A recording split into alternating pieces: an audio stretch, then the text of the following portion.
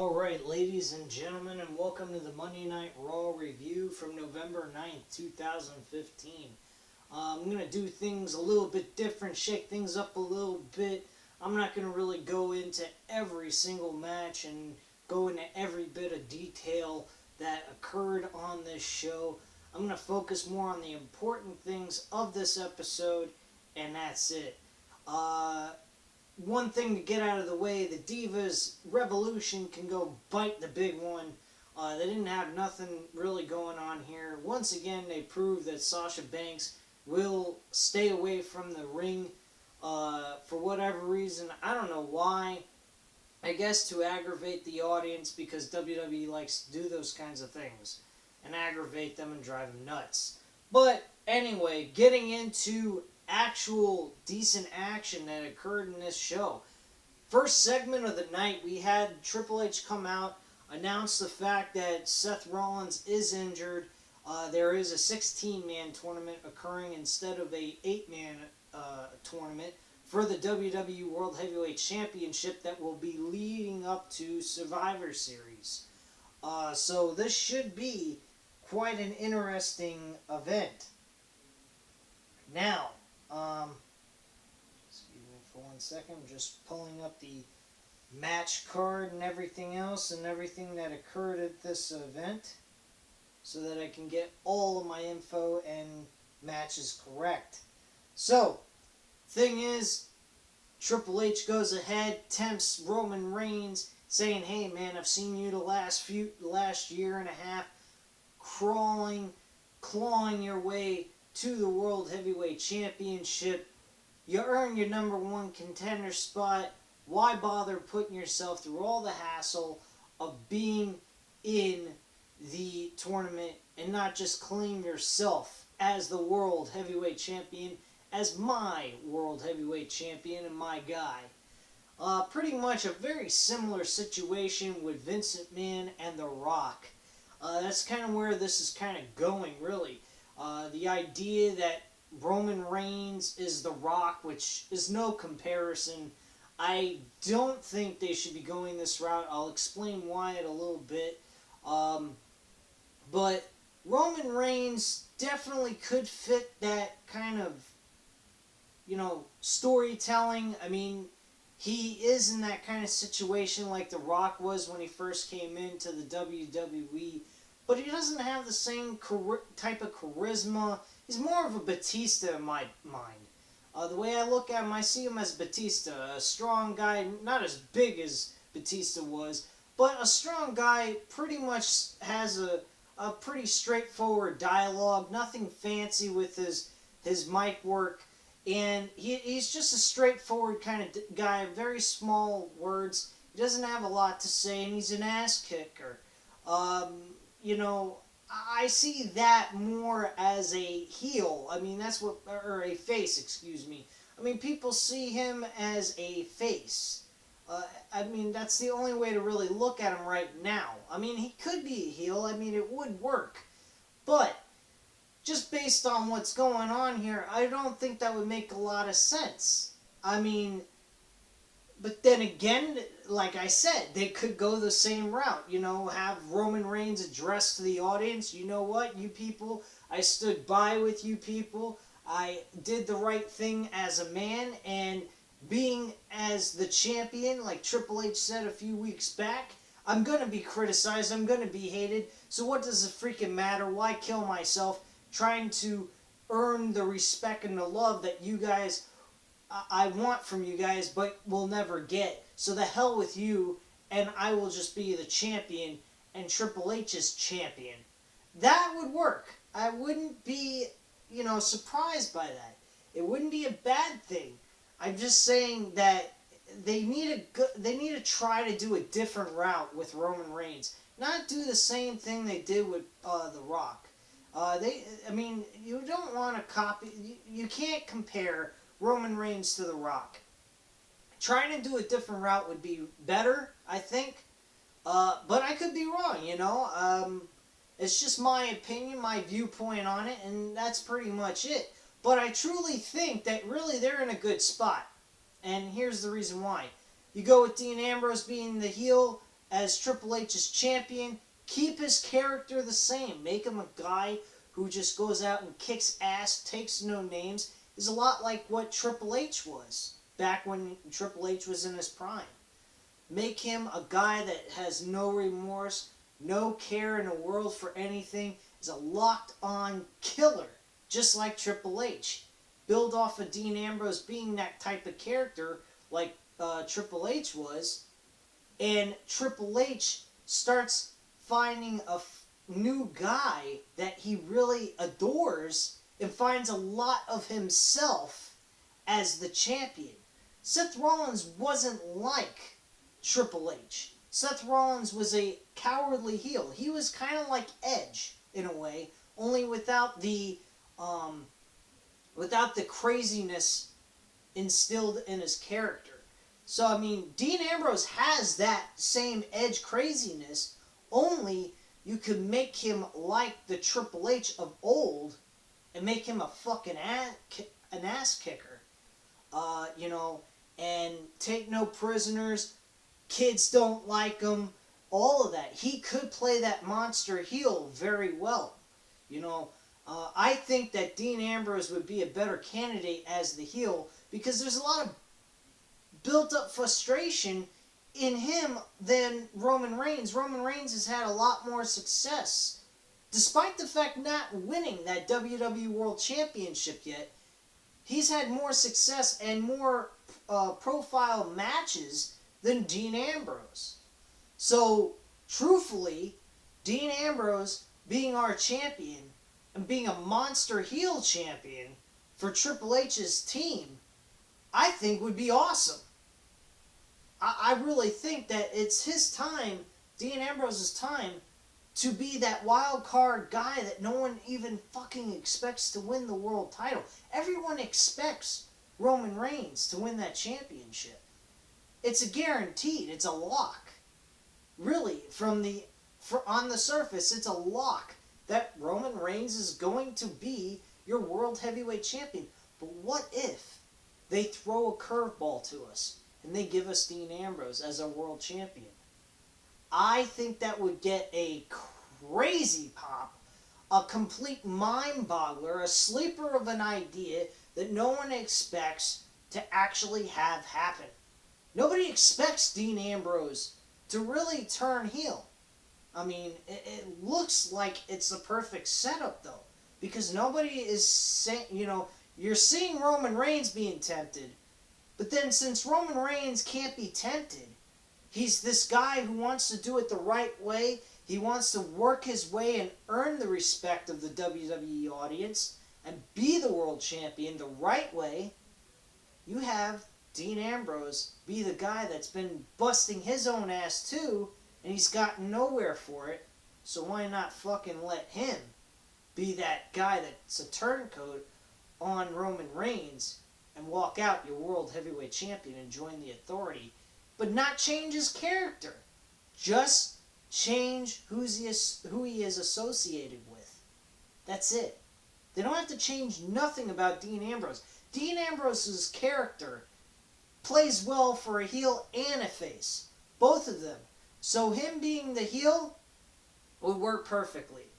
But anyway, I don't want to drag this on and on and on what I think should happen in the finals. But we all know Dean Ambrose and Roman Reigns will be in that main event for that title at Survivor Series.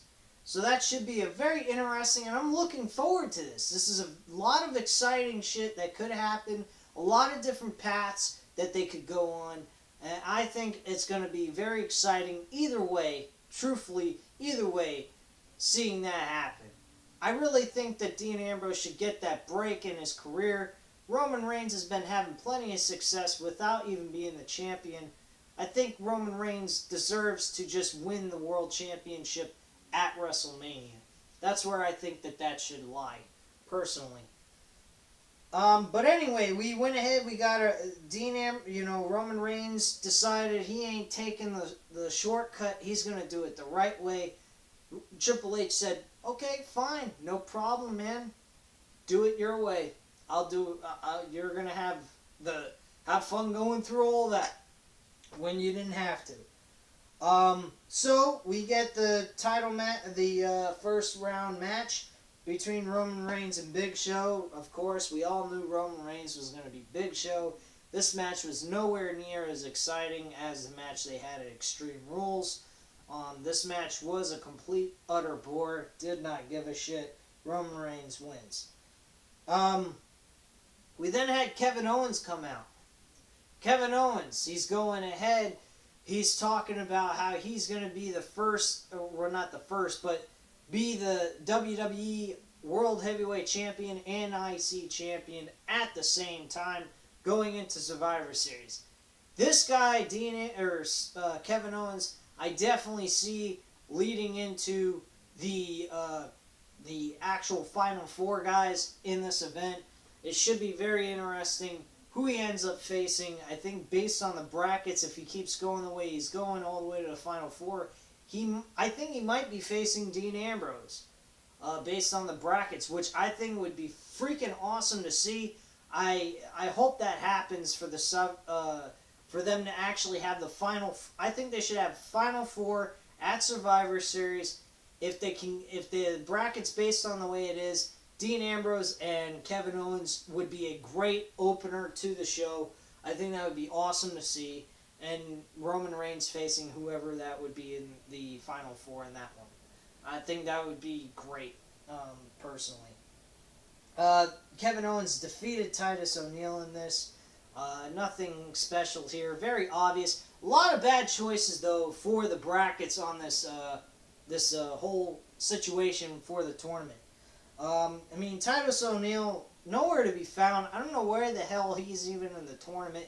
I guess because it just displays, really, how low of talent they have that are worthy enough to be in this tournament. I think they should have cut it down to 8, but, they want to make it more interesting, stretch it out, give more storyline telling through this tournament by making it 16, which is fine. It's not a big deal. At least the match was short. Nothing major occurred in this. Kevin Owens walks away victorious. It's really going to come down to the Final Four that's going to make this whole tournament interesting.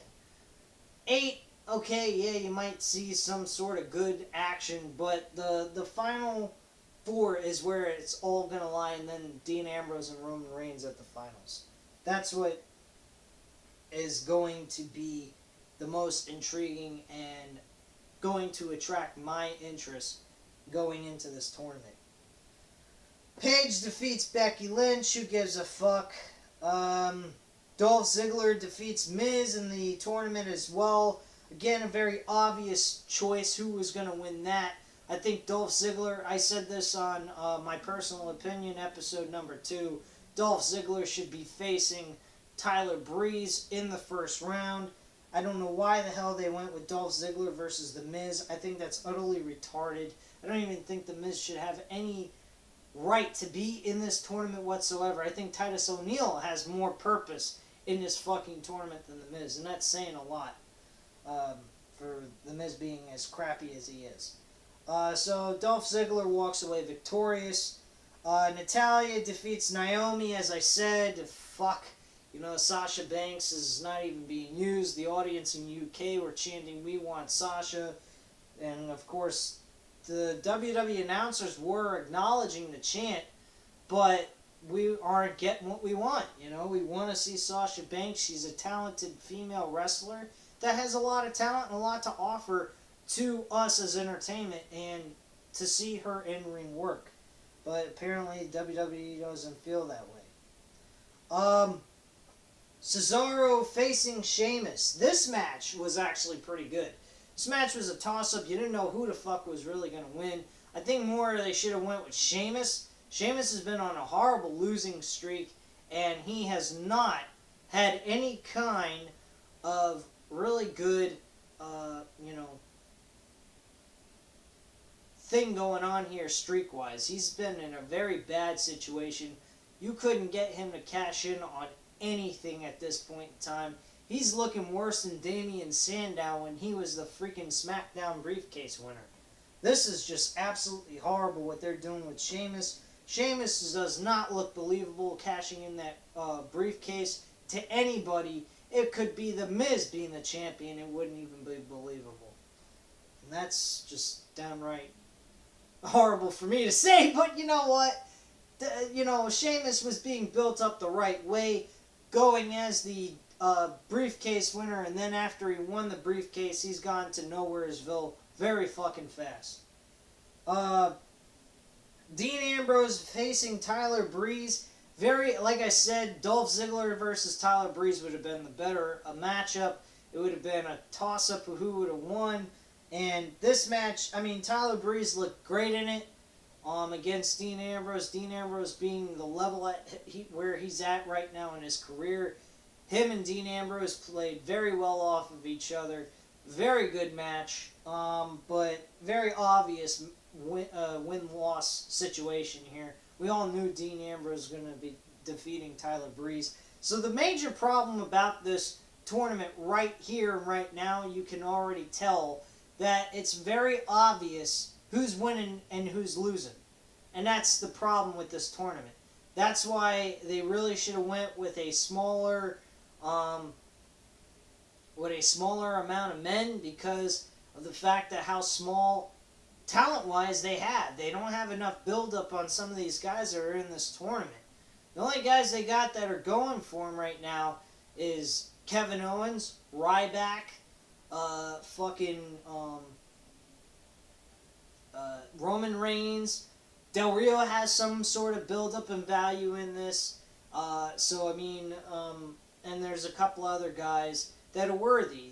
The other guys, Stardust and all these guys, they don't belong. They haven't done anything. They're just there. That's all it is to it. They're just there. That's all. It's very obvious who was winning, who was going to lose. So, nothing major there.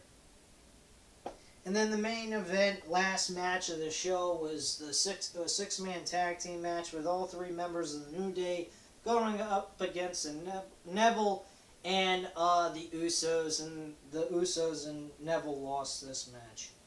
I didn't even care for this match. I'm not even going to give any comments or opinions on this whatsoever. And then the last portion of this show was Bray Wyatt and being in the ring, talking about blah, blah, blah bullshit of how he's the guy that's going to take over WWE and be the new Undertaker and Kane. Who the fuck gives a shit? Thank God Kane and Undertaker came out, stopped this atrocity of a fucking segment, and we finally got Kane and Undertaker beating the shit out of all four of the members of the Wyatt family, looking strong as hell. Liked the ending of that segment, and very good there. So basically, overall, good storytelling somewhat. Predictable matches, though, unfortunately. That was the only downside about this. And some kind of boring stuff that occurred throughout the show. With the predictability of the matches, it didn't really leave a lot of intrigue and interest for me to invest a whole lot of time and focus on the whole entire show. So, it got my attention, but it kind of didn't. And that's just overall because it shows that they're talent-wise, they're not in good shape talent-wise. They're losing talent. They got guys out. They got guys on vacations. They got injury problems. Their whole roster is full of injuries right now. That's a major, major issue, especially Randy Orton and Seth Rollins. So it definitely shows that this is a bad situation. Basically, based on the injuries and people just being out doing their own thing right now. So, that's all I have to say on the subject. Pretty decent Raw, not bad. I am definitely going to, go ahead and give more information on the results based on SmackDown of the tournament alone. That's really all I'm going to do the review for SmackDown on until this tournament's over. And then once the tournament's over, I'm not doing SmackDown reviews. So I'm just going to go ahead and do the tournament matches themselves for SmackDown, probably on a Saturday or Sunday, and do that. and that'll be basically it.